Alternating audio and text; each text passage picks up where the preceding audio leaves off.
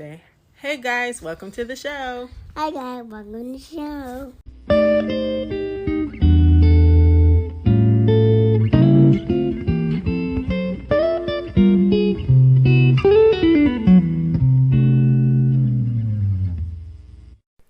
Welcome to Weird Mom, a podcast that talks about the things they just don't tell you when it comes to raising a child, or maybe the things they do tell you, but just don't go into much detail about. I'm your host and resident weird mom, Chelsea. How is everyone doing? How are you doing? How are you feeling? Are you taking care of yourself? Are you taking time to unplug and have a moment of peace? I know with everything going on, you might feel torn between taking a moment to unplug and recharge, but also staying plugged in to be informed, and I totally get that. But definitely take maybe an hour or two to kind of just decompress and take care of your mind, and then go back to being informed, because I know that's just as important as having self-care. It's been a heavy week. Very, very heavy, very somber. It's just crazy what's going on in the world right now, and it brings me anxiety. It makes me sad. It makes me angry. It's a lot to take in, and it's just tiring. Like, when will people change? When? I don't know, but this is where we're at right now, and it sucks. It sucks that it has to come to all of these things. I don't know. I have a lot of words. I have a lot of thoughts, and I'm one of those people where I say so much in my head, but it's hard to sift out what's important to say. I'm just disgusted, disheartened, disappointed, just all of those things. And I know I'm not alone in feeling like this, and it's a lot. That's all I can say. So this episode is supposed to be like a get to know me episode, and it still will be. I had posed did the little questions feature on Insta stories to see if anybody wanted to know anything specific about me, but I was kind of skeptical anyways, because I don't have a big enough audience for that. I only got one question, and I'll just answer it right now. Someone asked if I'm more summer or more fall or cold, and I'm definitely a summer person. I was born in the fall, but summer is my season. So now that I've gotten that out the way, I'm going to definitely, like I said, this will be about me, but it'll have more of a theme to it. It won't be random, what's my favorite orange juice? It's going to be more streamlined, and I'm going to speak from the heart, and it might sound rambly at times, but just bear with me. I'm just trying to be as transparent as I possibly can. So before we get to that, let's get to Wade and the week he's had. Wade, what a time to be a child, or at least his age, because he's just I'm glad he's in good spirits, and he doesn't quite understand what's going on in the world right now, and I'm kind of glad for it, because I don't want him to be as stressed, but at the same time, I just look at him and I'm like, one day somebody might think that he's a threat, and that's just that scares me. That's what gives me anxiety.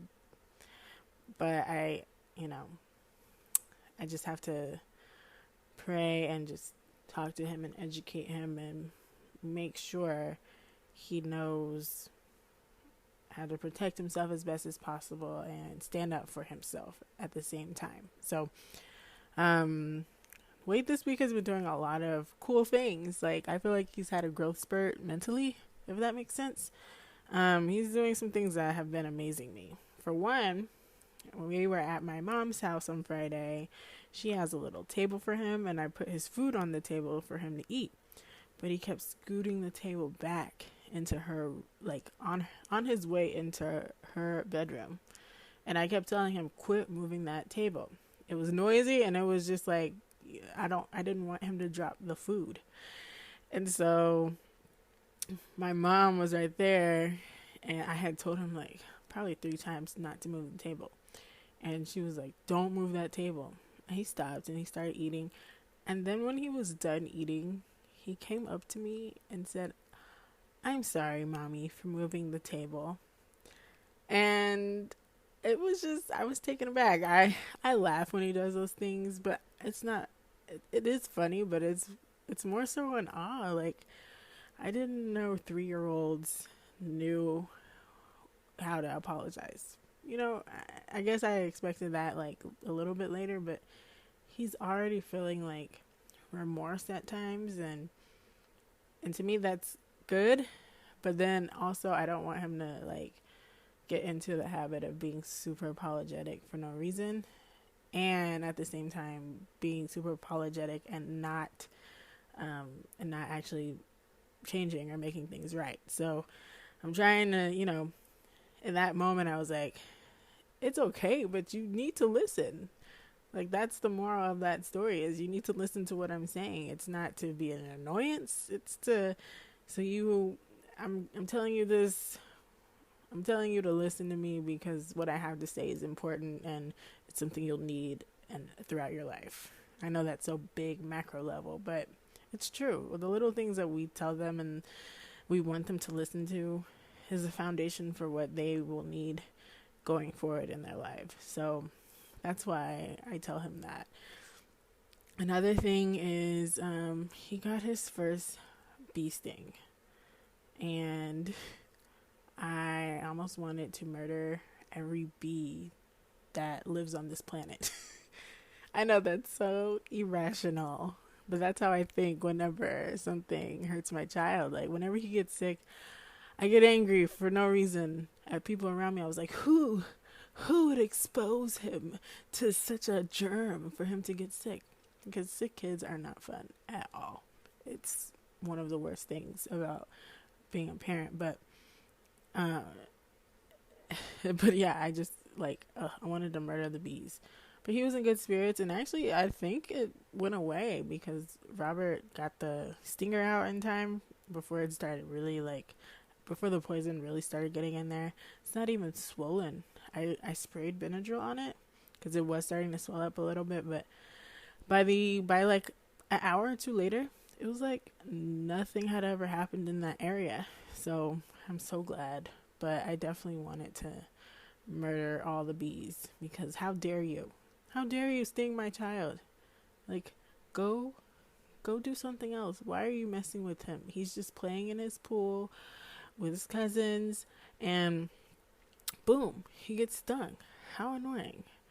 And how bad I felt for not being there when that happened and stopping the bee, because usually I am around, but at that time Robert was watching him and the other kids that were in the little pool, and how I look up and I see Robert carrying him, and I thought, oh, maybe he's cold, but it was super hot, so, and there was really no wind, so I didn't think he was cold.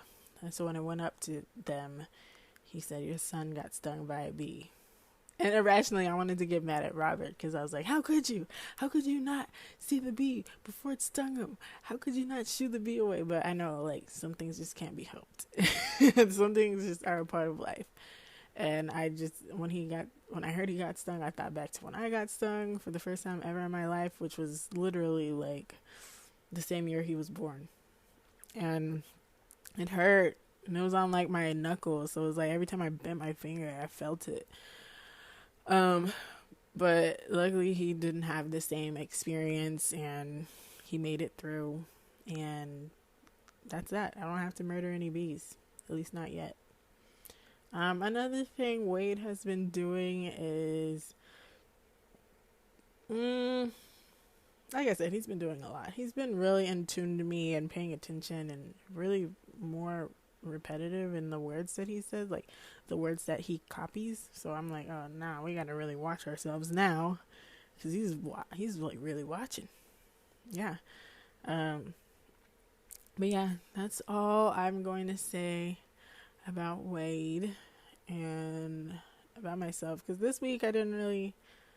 I will say, for me, um, on because I'm recording this on Monday, so yesterday, which was Sunday, went out to eat with Robert, my father-in-law, my brother-in-law, and my nephew, and Wade.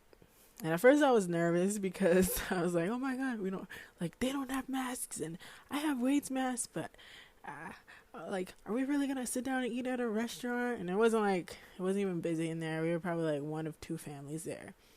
So we sit down, we order, and we eat. And for once it felt normal, like not completely normal, but it felt like old times where you could just sit down and eat and not fear your life. Don't get me wrong, I was hand sanitizing it up and didn't touch the ketchup with my bare hands. They put a napkin over it so I could just pick it up and use it. But yeah, I was so happy and elated that I took a picture because I wanted to remember this moment. Like, this is the first time in a few months where things felt normal again. You didn't have to be super, super careful. And it gives me hope that the curve really is flattening and life is going to not get back to normal how it was before, but get back to a normal where you don't have to be locked up in the house all the time. So I'm glad for that. And just really, yeah, that's pretty much it. Oh, okay. I keep saying that's pretty much it because I gloss over my week in my mind. My cousin graduated on Friday and he had a graduation party on Saturday, which is where the bee sting incident happened because we were all outside. And so I'm just proud of him. I know school is not his thing. Him and my sister, they aren't school people. Not to say they're not good at it and they don't pass their classes, but you could tell that's not their passion. And I totally understand that. And so I'm glad he finally accomplished this goal and now he can move on and do something amazing, because I know he's going to be great. Him and my sister, really all of us, we're all going to be great. We're all creative, we're all kind of sensitive, and I think we have something to offer, and we congrats to him. It's been a long time coming, and I'm glad that he can check this off his list in life and move on to what he really wants to do. So kudos to him. Yeah, that's it. Take a break, get some water, because this intro was kind of long, and come back.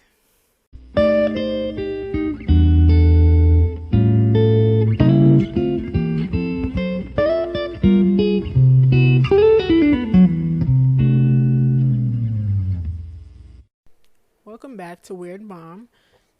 This is the part of the episode where we dive into the main topic.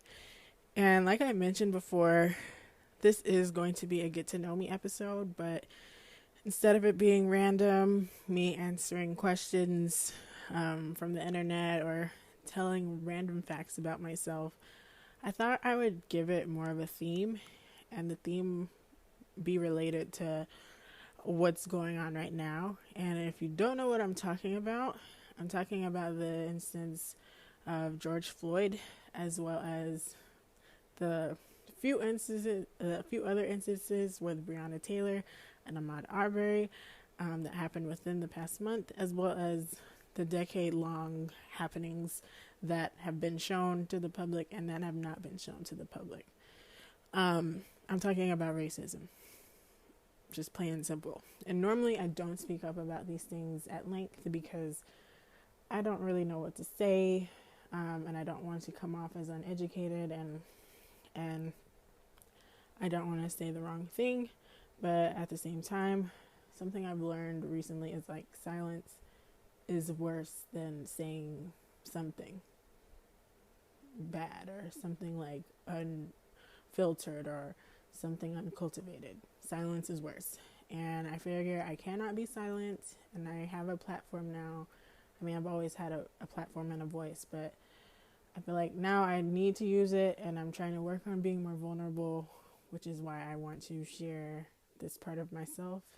This is very hard for me, not in an emotional sense, but just because I'm a private person and I like to have an air of mystery about me. But some things I just want, I like to tell because I feel like it could help someone out there, someone who might feel similar. And I'm always about helping people that feel, helping people that don't have anyone else that they can relate to. And so, with that being said, I'm gonna get started.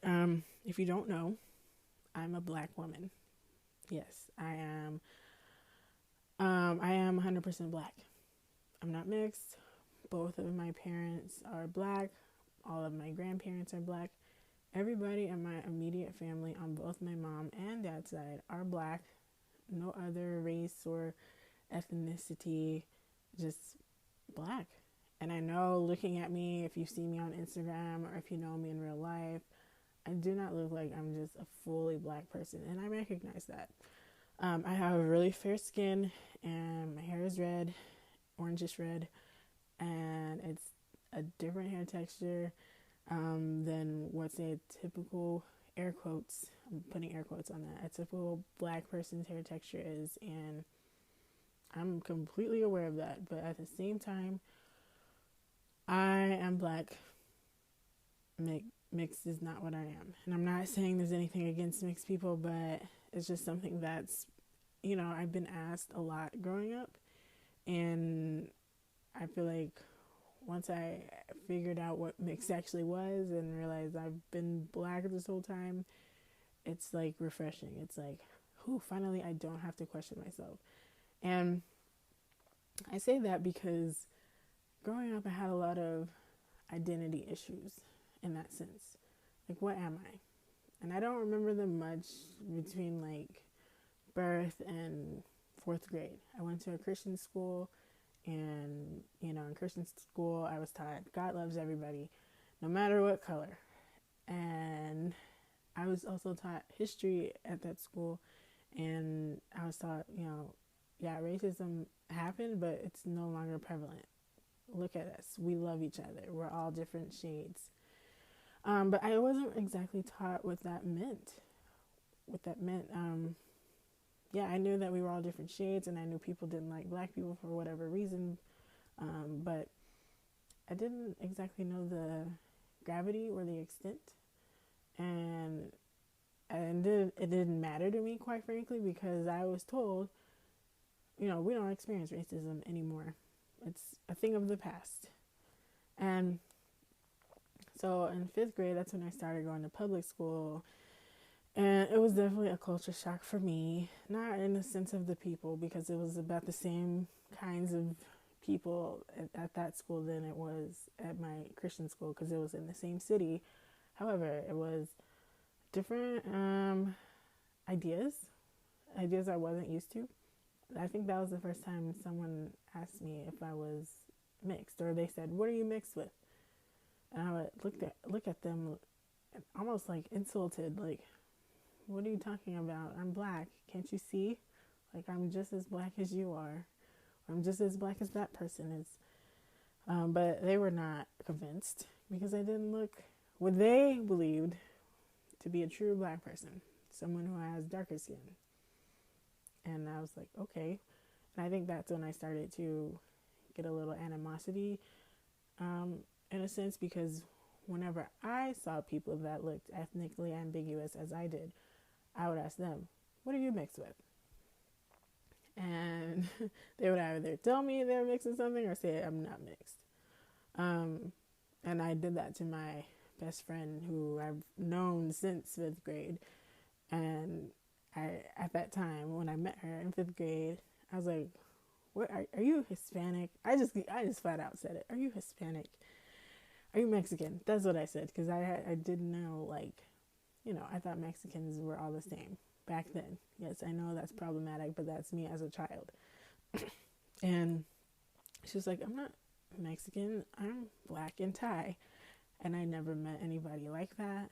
But I was so glad that she politely corrected me. And I was like, oh, okay, I was wrong. But in a sense, I was kind of mad because I was like, here's someone that actually is mixed and she can actually definitively say that. And she has a reason for looking the way she does. But I don't have a reason. I just was born like this. And I hated it. I hated it so much. I wished I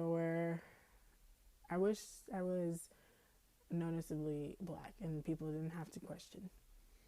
So in middle school, it kind of got a little worse.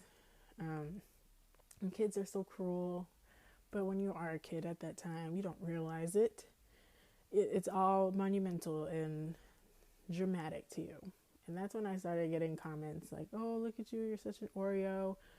You look like Michael Jackson. And I'm not talking about Michael Jackson from the Jackson 5 Days. I'm talking about Michael Jackson with the bleached skin and the dark hair.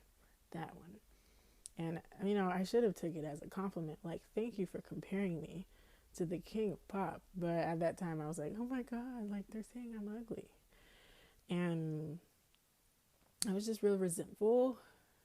But I didn't know it. I didn't know how to articulate that. But in hindsight, I was just real resentful and mad that I would get these comments and mad that I had to tell people what I was, and they just didn't assume that I was black like I had been taught, And it didn't help that I was into quote unquote white things. I did not like rap music at that time. Barely liked R&B music. I was super into like Disney Channel, like Hilary Duff, Lindsay Lohan. I tried to dress like quote unquote white people. Not quote unquote white people. I tried to have quote unquote white fashion. I even tried to do my hair like white people. Like, I figured since I identified so much and liked so many things that were deemed as white, I might as well, nip it in the bud and make my hair as a white person's hair. And I had the hair to do it. And I remember in 6th grade, I got a perm and I was feeling good about myself. I got a perm and those bangs that go straight across your face, like the Zooey Deschanel bangs. I came to school after Christmas break and people weren't really, there were some that complimented it, but then there were the naysayers that were like, oh, it looks like a wig. It doesn't look real. And it's like, wow, it's still not enough. I'm still too black for the white people and too white for the black people. So,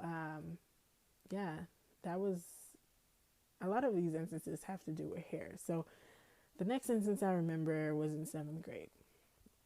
And I was watching this movie called From Justin to Kelly. And if you don't know what that movie is, it starred Kelly Clarkson and Justin Guarini, who were the finalists in the first ever season of American Idol.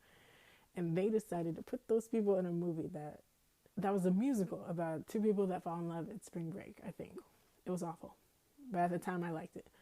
But Kelly Clarkson, in that movie, her hair was so cute to me. It was like this little bob. It was a cute shape, and it moved around so cute. And I think I don't know, I think it was summertime. And I was just kind of like bored and alone with my thoughts a lot. And I was like, yo, man, like, I really like that haircut. I think I want to do that.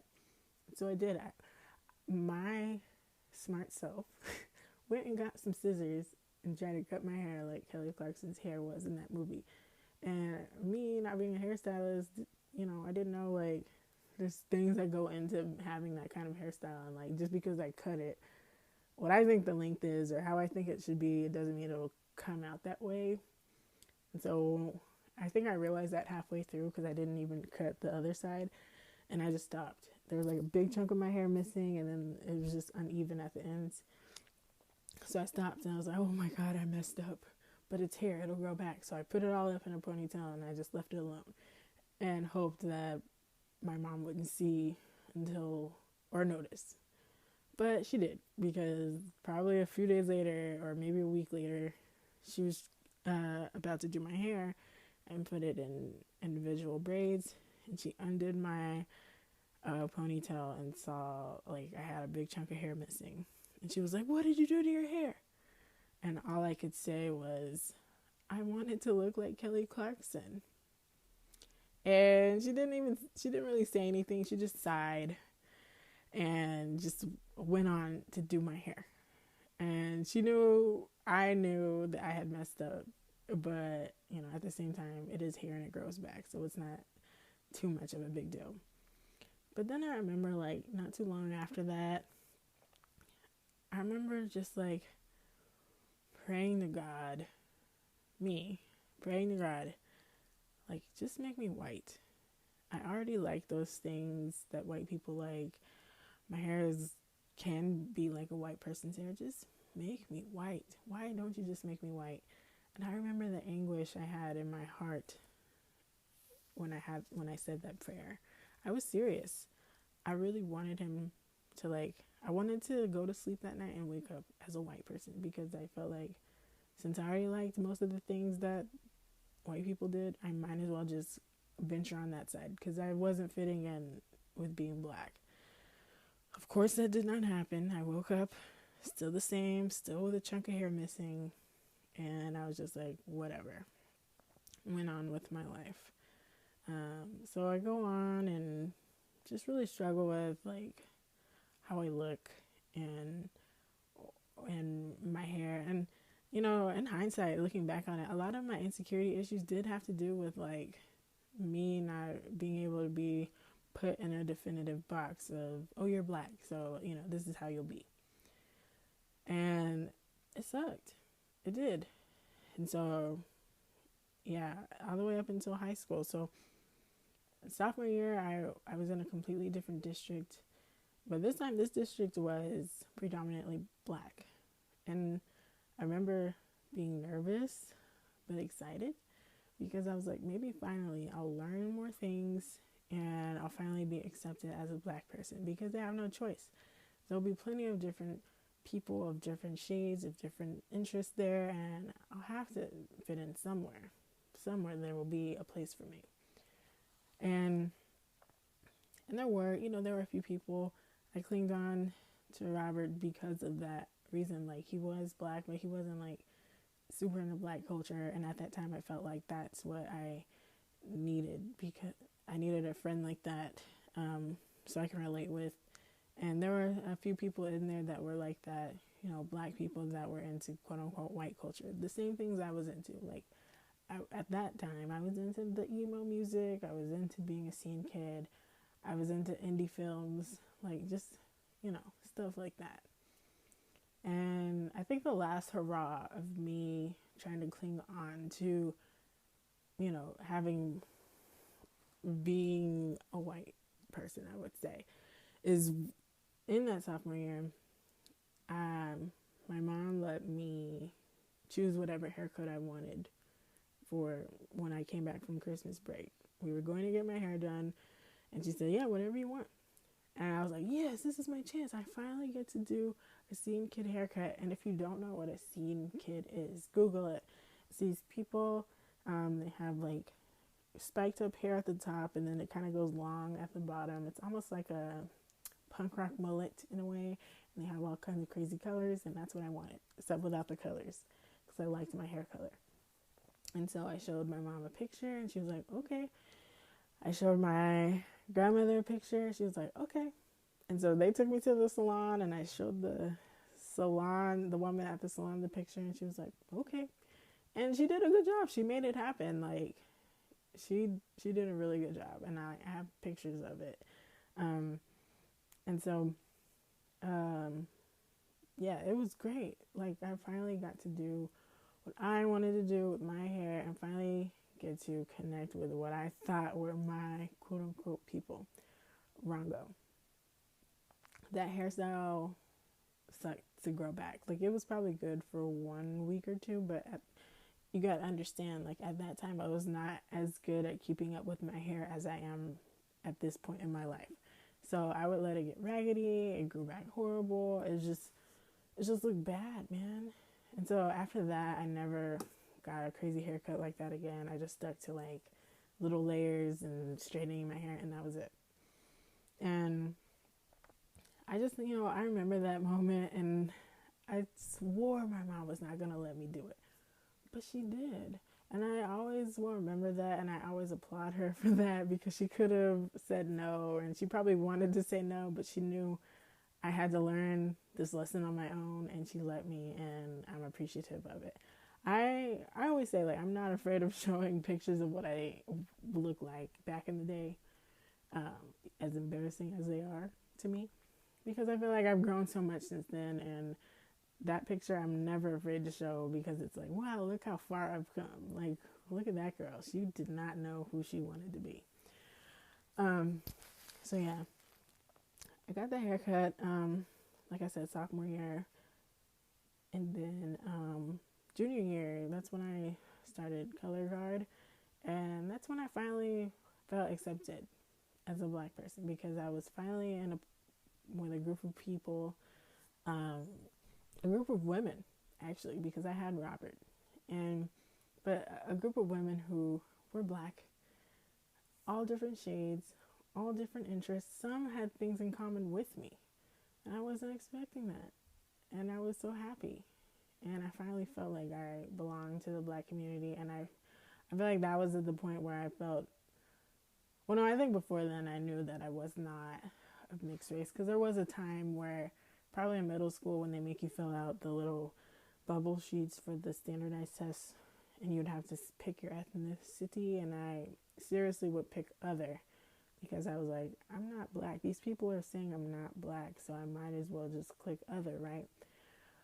But I grew out of that, and I realized, my parents are both black, so I'm not mixed. And I think at that time in junior year, I felt like, finally, I'm black. Like, I'm a black person. I was feeling good. I finally figured it out. And it's crazy how we define so many things by race. And, we should say, color doesn't matter, race doesn't matter, but it does, especially in the South. And I think that's why, like, growing up, I wasn't really taught this a lot, that race was important, because I don't think it was important to my parents. And it's no fault to them. Like, that's fine. Maybe they did try to tell me and I didn't understand, or I just wasn't paying attention, or I didn't think it was important, because why does that matter? Racism doesn't happen today. Everybody loves everybody. But I was naive, and I did not know that was not the case, that racism was still alive and well. It just wasn't as socially accepted, and it wasn't as publicized. And so, yeah, and I graduate high school, I get to college, get a whole new slew of identity issues, because I'm an emerging adult, and it's like, what am I going to do with my life? But that's a whole nother story. But then, like, because of the college I went to, which was really diverse, mainly Hispanic, but there were definitely, like, the next biggest racial population there was black people. And I was a student worker, and I worked in an office full of black people, and they were so accepting. They recognized that I was black. They never once said, are you mixed with something? They just accepted me as who I was, and I really appreciated that. And I remember one year for Black History Month, they asked me to be on this panel talking about, I guess, what Black history meant to me or something. And I just froze up. I was nervous. Like, I think someone in the office asked me. I was nervous. Like, I said yes, but I was nervous, because I was like, I don't know anything about being black. Like, yes, I finally felt like I was accepted as a black person, but at the same time, I was not educated about it as much as I should have been. I felt at that time a little discounted, because I didn't maybe have the same experiences as other people, some of my peers, and I felt like I did not feel qualified to be on that panel, but I still did it, and I faked it till I made it, and it was no big deal. Like, I think I said some good things. I can't tell you what I said, but it was not like scoffed. But at the same time, it wasn't anything memorable. I don't think anybody like learned anything from what I said. And at the time, I wish I wouldn't have froze up and like automatically felt like I'm not black enough to be on this panel, even though I was black and I identified as it more so than I still didn't feel black enough to speak on black topics. And it was my own not being educated and not forcing myself to be educated because, like I said, I was under the impression that racism was no longer a thing. So it's not an excuse, but it was a reason. Like, why learn about all that stuff? That doesn't happen today. I was totally wrong. And I quickly learned that as college progressed. And I remember in one of my classes, something real eye-opening to me. We watched this special, I think it was a CNN special, and it was about being black, right? And it was basically about colorism, and that was my first time ever being introduced to that word and knowing what it was, and I didn't know that was a thing. And I just remember these two girls from Egypt, and if you don't know, Egypt is in Africa, talking and saying, and they lived in America, and they were saying how a lot of girls thought they weren't black enough because they didn't have the same experiences as American black people in that community, even though they are straight from Africa. And it was mind-boggling to me. I'm like, to me, being from Africa is like, at that time, being from Africa is like the ultimate black person. Like, hello, straight from the motherland. And for them to not be black enough, I was like, then what hope do I have? But it was also eye-opening because I didn't even think about it. Like, I cannot tell you if I've ever experienced racism. I can't. If I have, I was oblivious to it, or I wasn't listening, or I was not paying attention, or it was so minuscule. But I have experienced colorism, and it wasn't super blatant other than the name calling, but it was apparent in how people might have treated me. And it's like, because I had different interests and things like that, they just automatically othered me. And it was not fun, and it made me feel like I was not good enough. But I would definitely say I've experienced more colorism than I have racism. And that has really stopped me from speaking up about topics like this, because in my head, I always go back to that time in middle school where it's like, they told me they were basically saying, you're not black enough. And I still have that in the back of my mind to this day, even in these times. And that's why I don't speak up, because it's like, what do I really know about being black? What do I really know about hard times? I had a pretty good childhood. I went on a cruise. We went to Disneyland. I don't remember like having to, I mean, there was a time where we were poor, but we still had enough to eat. We still had food, and not mayonnaise sandwiches or whatever, what I hear people say. So it's like, how can I speak up about something like this when I don't even have the same experiences? Even though I am black, it's still that, I'm black, but, I'm not that black, or I'm not this kind of black. And I wanted to talk about me in this light for this episode, because I think after this week, and even this month, there's been three deaths, but 4 major instances of racism publicized by the news in the month of May. And, I didn't really hear about the Christian Cooper thing until, like, the George Floyd incident. I saw the Ahmaud Arbery incident, and that one crushed me, because he was just jogging, and I automatically thought of my brother, who's been jogging to and from our house every other day. And it's like, what's stopping someone from shooting him, thinking he's a looter, And then the Breonna Taylor thing happens, and it just reminds me of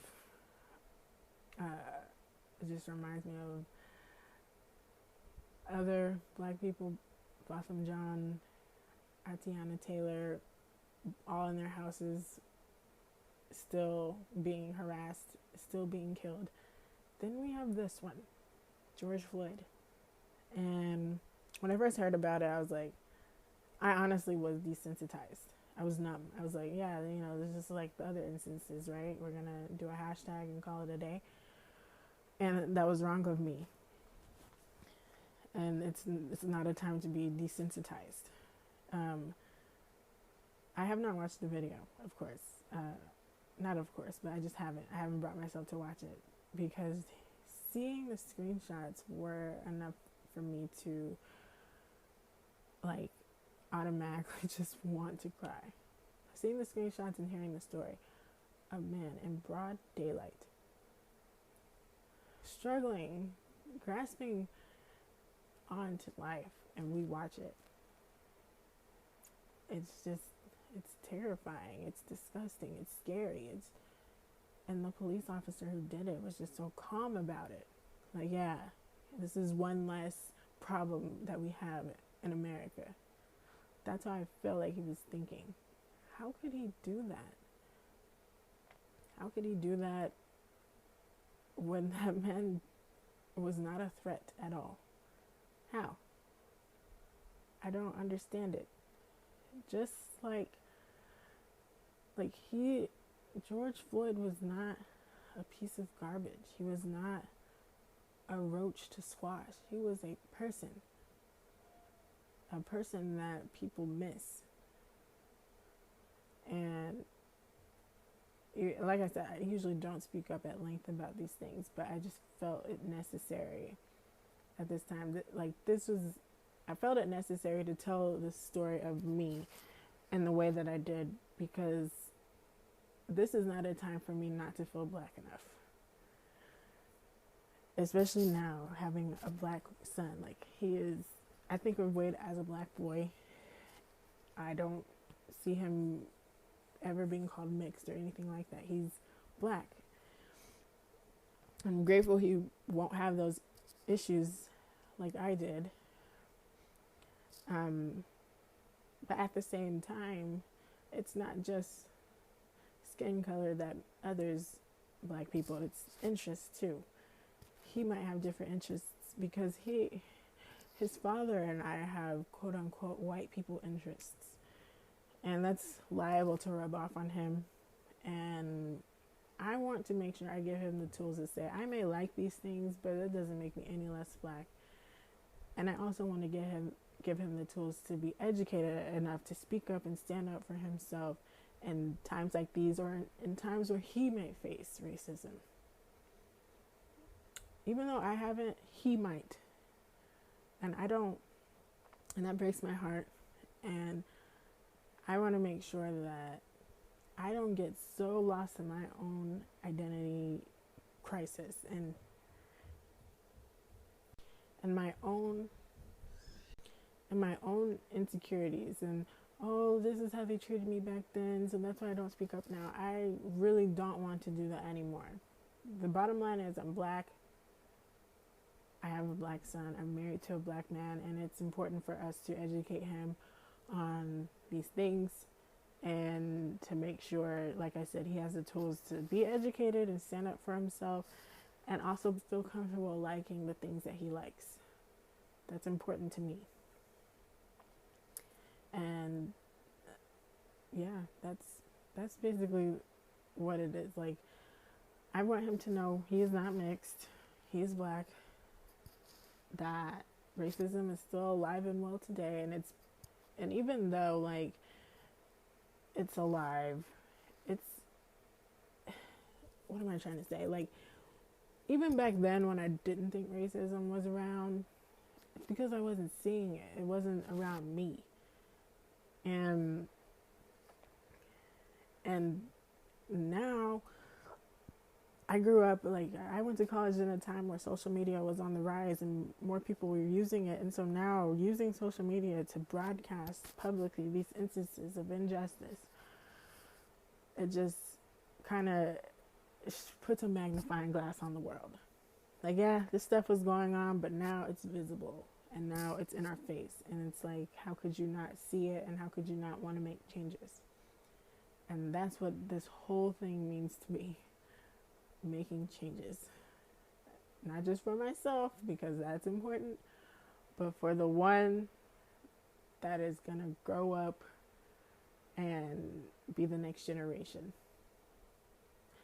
And that's what's important to me, and that's why I wanted to share my story. And I know there are other people out here who have similar stories, and I encourage you to write to me or DM me or email me or something, because I would love to hear from you. There were not stories like this for me growing up, aside from that one time in my race and ethnic minorities class where I watched that CNN special.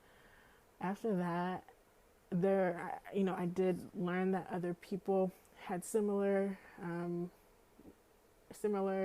childhoods and similar instances, but growing up, that was not made known to me, and I just felt like such an outcast a little bit. Even though I had friends, I just felt like I didn't know who I was. But now that I do, I don't want to be more of the same. I want to make sure that I pass this along to my son so he can be better than I was. And I want to make sure I pass this on to whoever needs to hear this. For those of you out there who are fair-skinned but are black, not mixed, you're black. For those of you who maybe are dark-skinned but you like quote-unquote white things, you're still black. It doesn't matter what you like. It doesn't matter how you look. You are still a black person, and you are just as affected by all of these things going on as any other black person. Your experiences are not invalidated. They're not less than. They're still experiences, and they don't take away the fact that in society you're viewed as black. And I just wanted to say that and make sure I pass that along, because I think it's important. Like I said, I don't speak up on things about this, but I'm trying to be more vocal and express my opinions more. And so, yeah, that's all I have to say. Take a break, and we'll be back.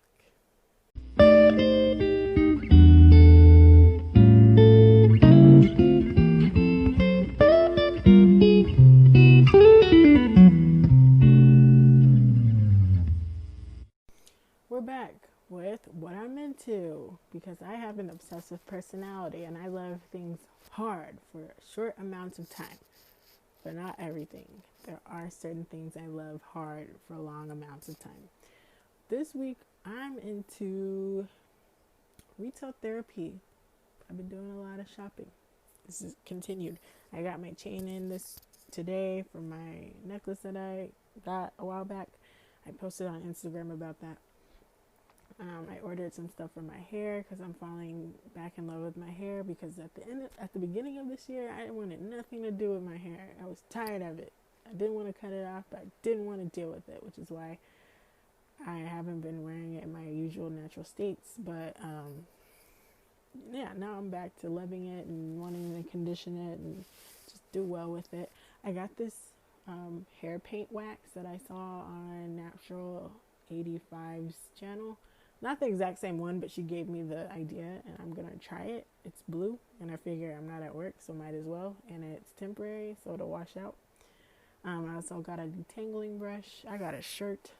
And I plan on getting more things, just point blank. So, yeah, I'm into retail therapy. If you have any recommendations on what I should get, let me know. Like, I'm so into retail therapy, I'm actually considering buying Nike Air Maxes for myself. I've never been into Nikes, but I don't know, they're cute now. I don't know. I'm becoming a little bit of a sneakerhead. I like the sneakers. They're comfy, and you can move around in them.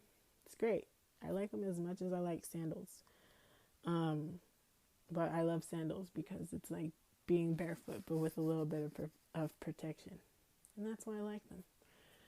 So yeah, I've been into the retail therapy and just kind of exploring things like I wouldn't normally think about buying because it's not tradition, if that makes sense. Like you've been so used to buying something, it's like, why not switch it up and buy something different, another brand?